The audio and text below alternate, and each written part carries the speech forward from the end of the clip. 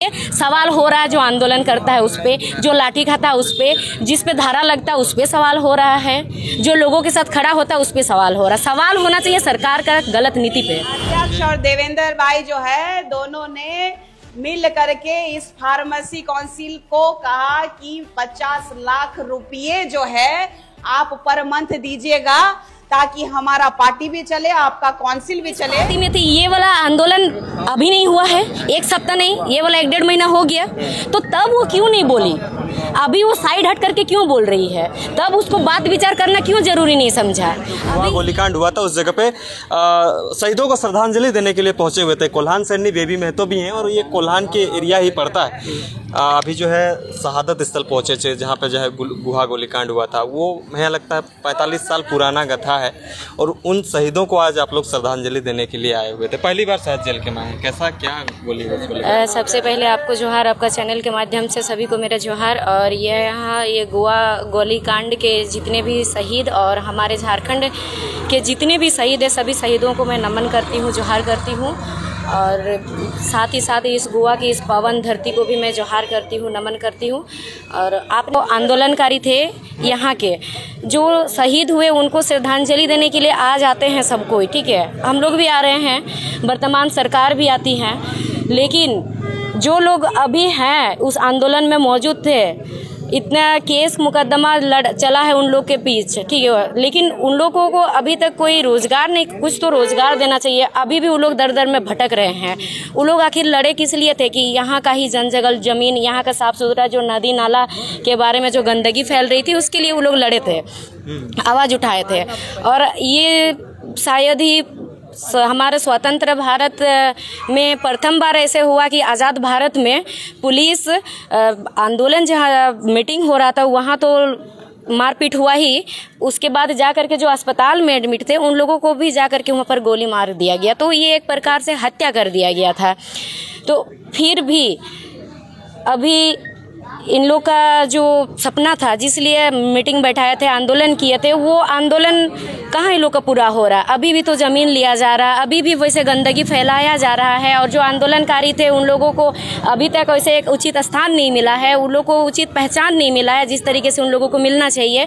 और आप देखिएगा कि जो लोग यहाँ पर, जब मैं आई तो देखिए बड़ा बड़ा पोस्टर काफ़ी सारा था, तो बड़ा बड़ा पोस्टर में माननीय मंत्री महोदय लोग हैं जो सरकार में भी बैठे हैं, उन लोगों का बड़ा बड़ा पोस्टर होर्डिंग लगा हुआ है, लेकिन वहाँ पर कोई भी श्रद्धांजलि देने के लिए आ रहे हैं, लेकिन कोई भी यहाँ पर शहीद हुए व्यक्ति का, कोई भी शहीद हुए लोगों का, शहीदों का कहीं पर भी कोई फोटो नहीं है।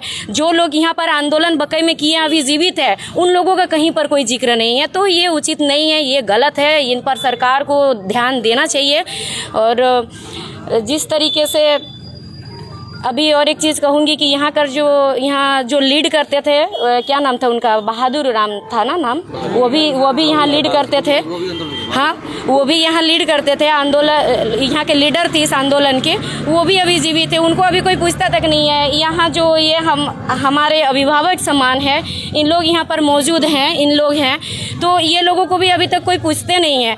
मतलब इसका मतलब मान सम्मान पाने के लिए शहीद होना पड़ेगा क्या? मान सम्मान पाने के लिए मरना पड़ेगा क्या? नहीं, अभी जो जीवित है, जो आंदोलन किया, उन्हें भी मान सम्मान दिया जाए। और मान सम्मान, श्रद्धांजलि देना सिर्फ फूल चढ़ाना श्रद्धांजलि नहीं होता। जिस दिन इन लोग का विचारधारा पे काम किया जाएगा, इन लोग का विचारधारा को आगे बढ़ाया जाएगा, इन लोग का जो विचार था जिसलिए आंदोलन किए थे उस चीज़ को सरकार द्वारा, उस नियम को लागू किया जाएगा, तो तब सच्चा श्रद्धांजलि होगा। लोग शहीदों को याद करते हैं, मतलब हर एक चीज़ों पे जो शहीद हुए हैं उनको माल्यार्पण करने आज श्रद्धांजलि देने आ जाते हैं। लेकिन आप लोग कहते हैं कि झारखंड बदलने का बात करते हैं और आपके पार्टी के लोग जो पहले निष्कासित किया जाता है उसके बाद जो है आप ही के पार्टी के ऊपर लांछन लगाया जाता है। आंदोलन करते हैं, आंदोलन बेच देते हैं, बहुत सारे ऐसा टीका टिप्पणी किया जाता है। विगत इस दौर में निशा भगत ने बहुत सारे आरोप लगा रही हैं, तो आप लोग को कैसे, शहीदों को सही श्रद्धांजलि तो दे रहे हैं लेकिन उसके जैसा काम नहीं कर रहे हैं। निशा भगत लोग ये कह रही हैं कि आप लोग आंदोलन को बेच देते हैं पैसा वैसा लेके। देखिए, कल तक पर मतलब कुछ दिन पहले तक जो इस पार्टी का गुणगान गाती थी, आज वो इस पार्टी के बारे में गलत बोल रही है। तो मैं उनके बारे में ज़्यादा बात करना उचित नहीं समझूंगी, लेकिन इतना मैं कहूँगी कि देखिए, हम लोग सड़क पे आवाज़ उठाते हैं, आंदोलन करते हैं। सदन के अंदर हमारे आदरणीय, हमारे माननीय डुमरी विधायक जयराम दादा, वो अंदर में, सदन के अंदर में आवाज़ उठाते हैं। हमारा पार्टी का एकमात्र विधायक है और वो अभी हम लोग आवाज़ उठा सकते हैं। वो काम है नियम नीति बनाना, सब चीज़ सुधारना। कहाँ हम लोग आंदोलन करें, उस चीज़ को देखते हुए बारीकी से उसको ठीक करना, वो काम है सरकार का।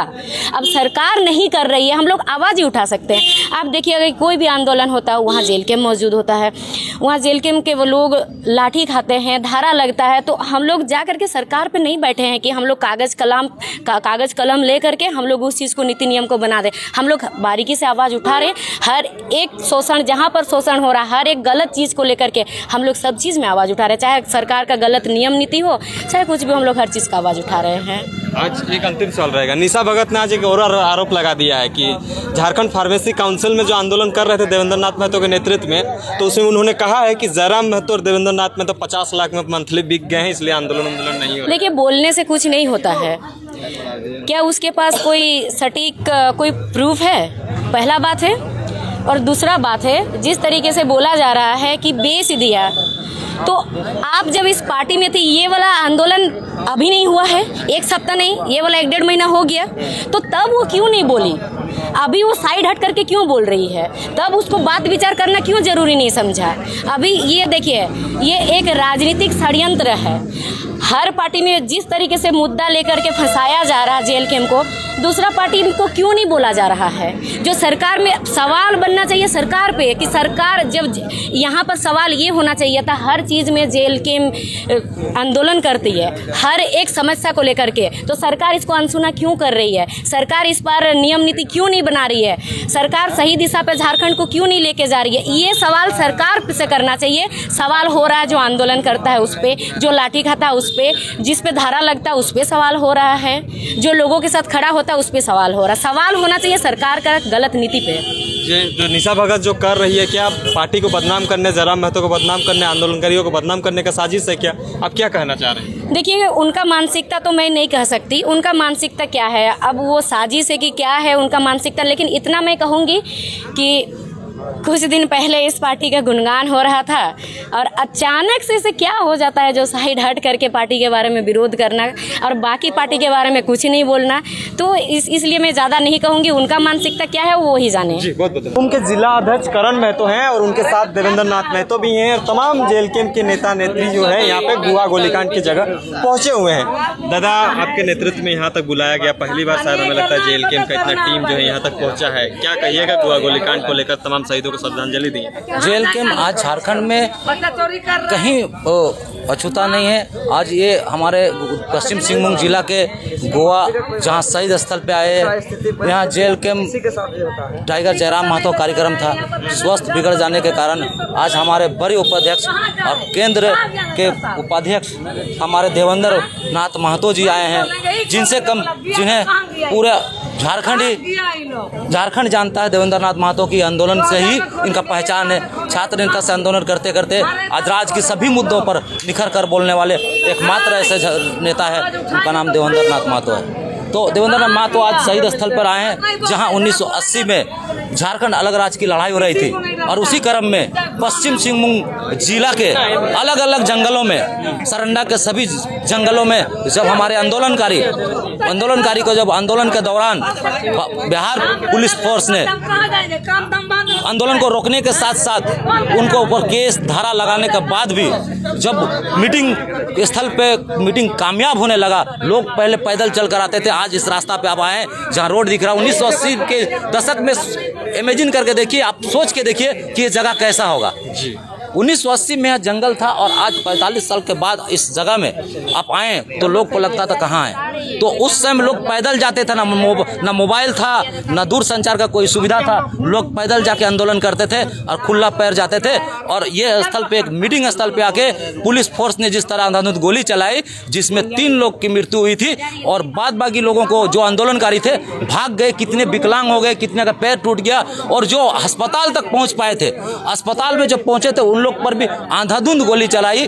जो ये सर्वनाक और दुर्भाग्यपूर्ण, देश ही नहीं पूरे दुनिया में ये बहुत बड़ा काला अध्याय है। और ये पूरे सिस्टम को पता है, ये पूरे बिहार को उस टाइम पता था कि ये आंदोलनकारी को अगर नहीं रोक पाएंगे तो आगे हमारा ये जमीन, जल जंगल जमीन को छीन नहीं पाएंगे। जैसे यहाँ पे आज लाल मट्टी देख रहे हैं, लाल मट्टी ने सोना है यहाँ का, जिसपे बाहरी लोगों का हमेशा यहाँ पर नजर गड़े रहता। आज टिस्को या नोवामुंडी या गोवा जो कंपनी दिख रहा है, ये सब बसा हुआ क्यों? क्योंकि ये आंदोलन को समाप्त करना चाह रहा था। हाँ, ये ऐसा ही है। नदी में जो आज लाल पानी भरा, जो पीने के लिए लोग, जो आप आंदोलनकारी दिख रहे, देखिए आज लाल पानी पी रहे और वो लोग ऑफिस में बैठ के फिल्टर पानी पी रहे। ये आंदोलनकारियों को दबाकर इस सब हक अधिकार को छीनने का प्रयास कर रहा, जिसमें सरकार का बहुत बड़ा हाथ है। सरकार के देख रेख में ये कार्य हो रहा, तभी जाके आज यहाँ देख रहे बड़ा बिल्डिंग। बाद बाकी जितने आंदोलनकारी के घर देखिए, खपड़ा वाला कोई चल नहीं पा रहा, किसी को पता नहीं है कौन आंदोलन किया, मगर उन लोग के घर में AC लगा हुआ, पंखा लगा हुआ, सब लगा हुआ। मगर जितने आप दिख रहे हैं, अभी जो सर्टिफिकेट दिया उन आंदोलनकारी को देखिए, उनका स्थिति देखिए। इन लोगों को जो चिन्हितीकरण हुआ उनको भी पैसा नहीं मिला, और कुछ लोग को तो चिन्हितीकरण में नंबर भी नहीं मिला। अभी तक वो लोग दर दर भटक रहे हैं।